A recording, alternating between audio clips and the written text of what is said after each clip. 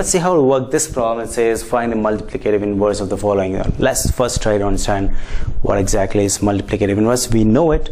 Let's do a small revision. I have any number, let's say 5 by 2.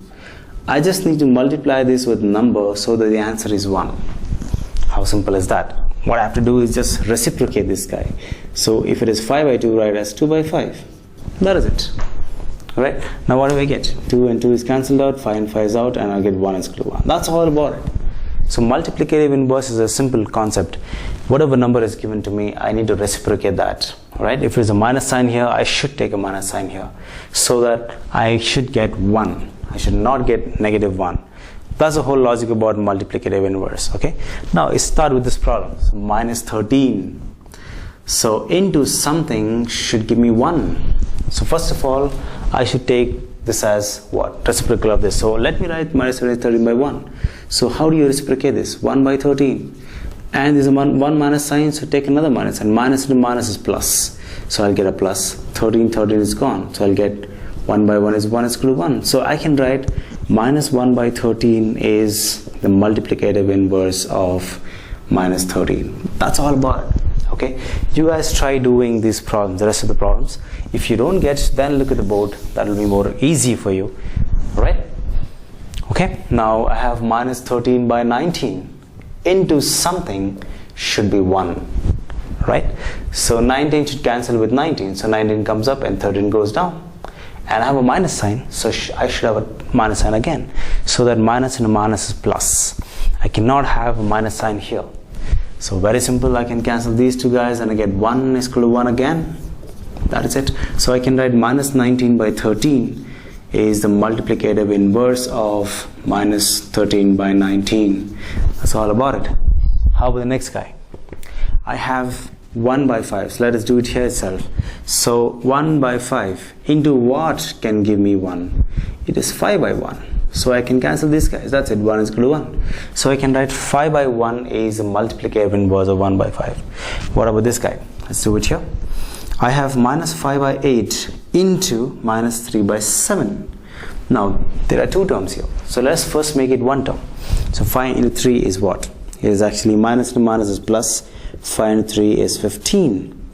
And 8 into 7 is what? Is 56. Now, what can be the multiplicative inverse of this guy? It has to be into something should be give me 1, and this guy should be the reciprocal now. And since it's a plus sign, I take a plus sign because plus into plus is plus. I need plus 1. So I'll write 56 here and 15, and I can cancel this. That's it. So 1 is equal to 1. So I can write 56 by 15. That is 56 by 15 is the multiplicative inverse of, that's my question, that is minus 5 by 8 into minus 3 by 7. First of all, solve this guy to make it look like this, then use the inverse. That's the logic. What about the next problem here? It says minus 1 into minus 2 by 5. So what do you think you should do?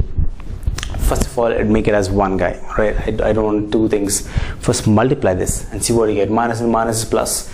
1 into 2 is 2. I can write it 1 by 1. So 2 divided by 5 is what I have. So multiply what with this? So I get 1. Very simple. Reciprocate this. 5 by 2. This goes, I get 1 is equal to 1. So I can write this guy, that is 5 by 2 is multiplicative inverse of my question. Is nothing but minus 1 into minus 2 by 5. Very simple it is, right? So would you like to do the last one? Do it yourself. Or see if you don't get, you can look at the board. It says minus 1 into what will give me 1.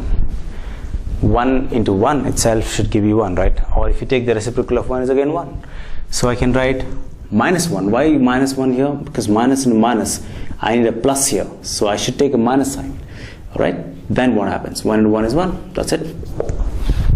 So we understand one more thing. Whatever, say in this case, I had a minus sign here, so I should take a minus sign. If my question contains minus, I should take minus. Alright? In the inverse also. If my question contains plus, then I took plus. There's a minus here, I took a minus sign. So that's all about it.